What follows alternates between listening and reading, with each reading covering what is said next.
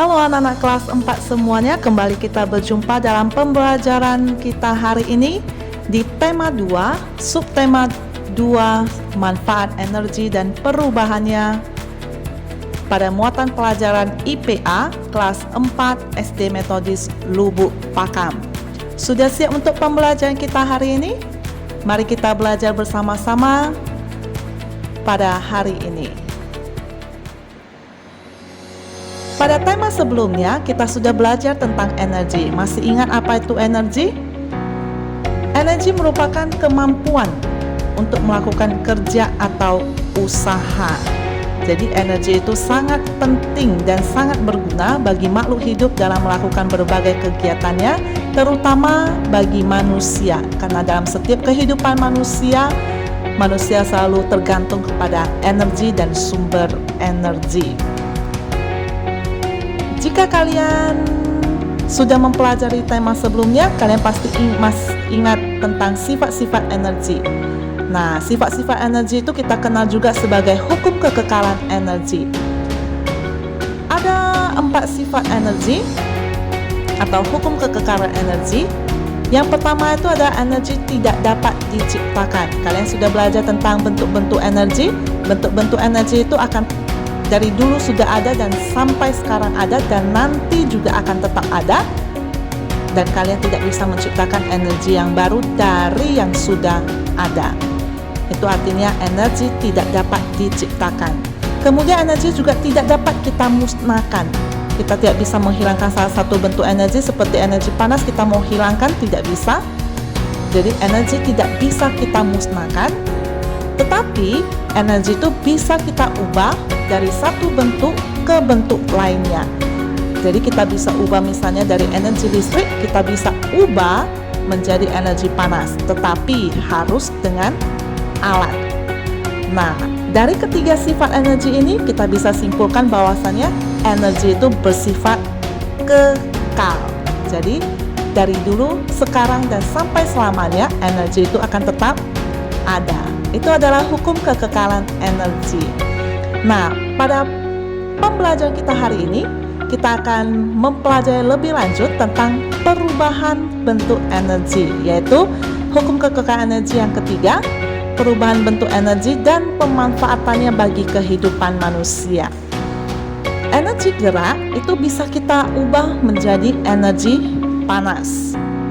Kalian sering melakukannya ketika kalian berada di daerah yang dingin. Contohnya itu seperti kedua tangan kalian yang kalian gosok-gosokkan agar terasa lebih hangat. Nah, contoh lainnya itu seperti kalian membuat api dari batu, 2 buah batu yang digosokkan. Kedua batu yang digosokkan itu akan menghasilkan panas sebelum menghasilkan percikan api. Contoh perubahan yang kedua yaitu energi gerak menjadi energi bunyi.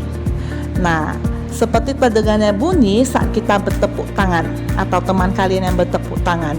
Kemudian angin yang berhembus pun menghasilkan bunyi. Hush. Pernah dengar ya? Nah, bentuk yang ketiga yaitu panas. Energi panas itu bisa kita ubah menjadi energi gerak. Ini bisa kalian praktekkan di rumah. Ada juga di buku paket kalian. Kertas yang berbentuk spiral kita gunting menjadi bentuk spiral akan berputar saat kita taruh atau kita panaskan di atas sebuah lilin yang menyala. Jadi energi panas bisa menghasilkan gerak. Buktinya kertas yang berbentuk spiral itu akan sedikit bergerak. Selain ketiga perubahan ini, perubahan selanjutnya yaitu energi kimia bisa kita ubah menjadi energi panas. Contohnya itu adalah energi dari makanan yang kita makan. Itu akan menghasilkan panas setelah kita makan. Tandanya itu kita berkeringat setiap kita makan, apalagi kita makan yang panas, dan tentunya akan menghasilkan energi bagi tubuh kita. Bentuk perubahan selanjutnya yaitu energi kimia berubah menjadi energi cahaya. Kita tahu sumber energi kimia itu adalah baterai.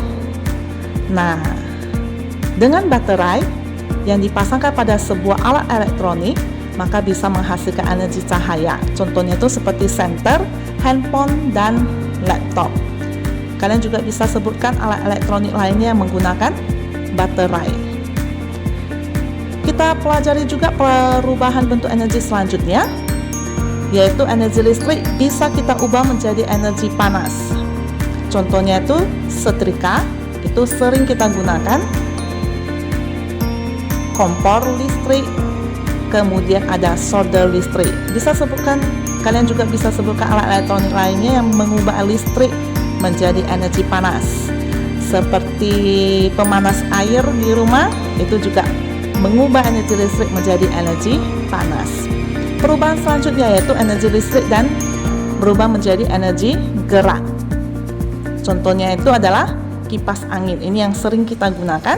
Kemudian ada mesin cuci, ada mixer, bagi yang suka membuat kue pasti sering menggunakannya. Kemudian ada motor listrik, ada mesin jahit, dan ada blender ketika kalian membuat jus. Kemudian perubahan yang selanjutnya dari listrik juga, yaitu energi listrik berubah menjadi bunyi.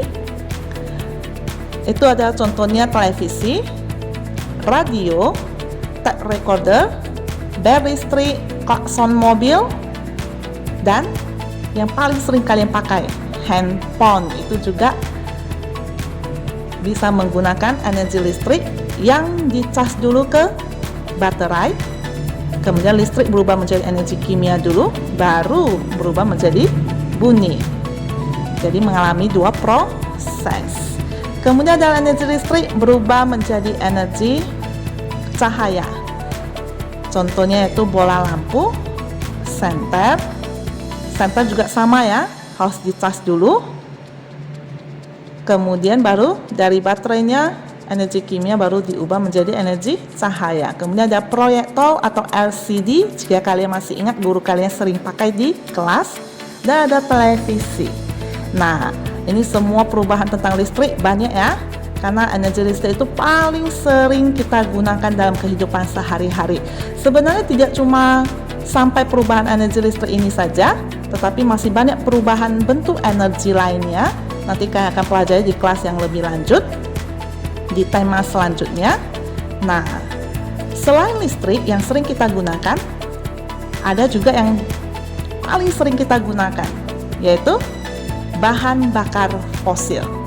Masih ingat apa itu bahan bakar fosil? Bahan bakar fosil adalah bahan bakar yang didapat dari tumbuhan atau hewan yang sudah mati berjuta-juta tahun lamanya dan tertimbun di dalam perut bumi. Contohnya itu seperti batu bara, minyak bumi, dan gas alam. Kali ini kita akan belajar lebih lanjut tentang minyak bumi dan batu bara. Minyak bumi itu berasal dari jasad renik laut dan hewan yang tertimbun selama berjuta-juta tahun lamanya. Salah satu contohnya ada dinosaurus. Itu adalah hewan purbakala. Hasil olahan minyak bumi ini itu berupa benda cair dan bisa diubah atau diolah menjadi kerosin.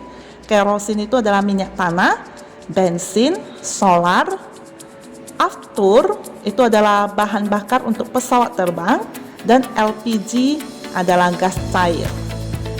Selain minyak bumi, batu bara juga merupakan bahan bakar fosil yang berasal dari tumbuhan yang tertimbun selama jutaan tahun lamanya.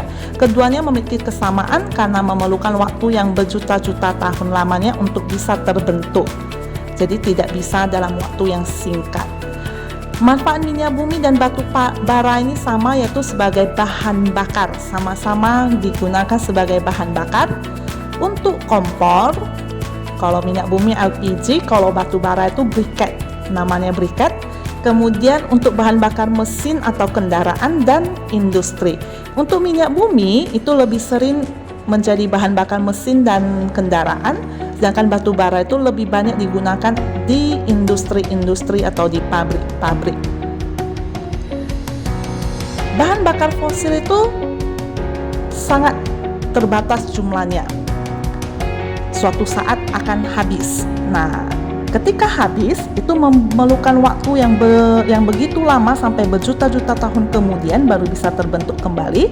Oleh karena itu kita perlu melakukan usaha penghematan. Kita akan mempelajari cara menghemat energi. Yang pertama yaitu menggunakan air sesuai kebutuhan. Ini kalian pasti tahu. Contohnya itu seperti jangan membiarkan keran air terbuka terus-menerus. Kalian juga bisa menggunakan air bekas cucian sayur untuk menyiram tanaman. Jangan mencuci mobil setiap hari dan lain sebagainya. Kalian boleh sebutkan yang lainnya. Kemudian cara yang kedua, kalian bisa mematikan alat elektronik jika tidak dipakai. Contohnya, jangan membuka lampu pada siang hari. Kemudian tidak menonton televisi sambil tiduran. Dan kalian boleh sebutkan yang lainnya, cara kalian untuk menghemat listrik. Kemudian jangan boros penggunaan kertas. Kalian harus menghemat penggunaan kertas. Untuk itu kalau kalian mengerjakan tugas, kerjakanlah dengan teliti, tulis dengan rapi, agar kertas tidak terbuang dengan sia-sia.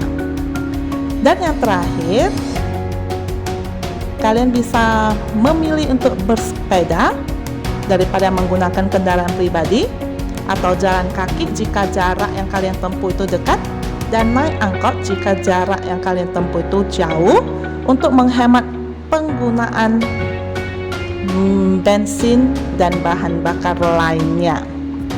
Nah, ini adalah sebagian daripada cara menghemat energi. Kalian boleh cari lagi cara menghemat energi lainnya, dan kalian boleh sebutkan cara menghemat energi yang lainnya. Dengan menghemat energi, selain kita menghemat sumber energi yang ketersediaannya terbatas, kita juga menghemat pengeluaran atau uang yang kita keluarkan untuk mendapatkan sumber energi. Dengan singkatnya, hemat energi sama dengan hemat uang. Jadi, tunggu apa lagi? Kita mulai dari sekarang untuk menghemat energi. Seperti biasa, di akhir pembelajaran kita ada tugas. Tugas kita berkaitan dengan perubahan bentuk energi. Tuliskan energi yang digunakan dan perubahan energi yang terjadi. Tugas ini ada di buku paket kalian di tema 2 halaman 52. Tapi kita kerjakan hanya 5 soal. 4 soal sudah diberitahu kegiatannya. Soal yang kelima, kalian cari lagi satu kegiatan, kemudian kalian tentukan energi yang digunakan, dan kemudian kalian tulis perubahan energi dari energi apa menjadi energi apa. Buat dalam kotak, gambarnya tidak usah digambar.